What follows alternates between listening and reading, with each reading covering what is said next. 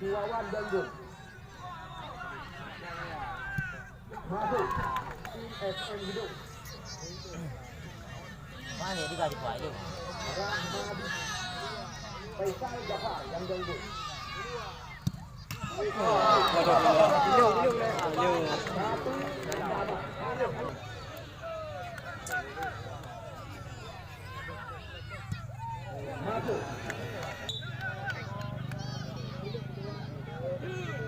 Satu masuk.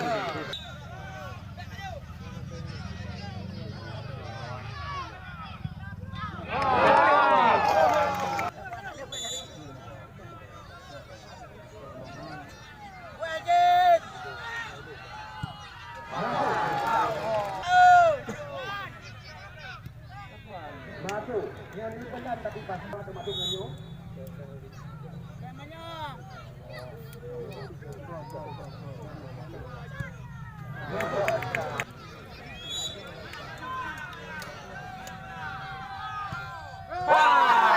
Play.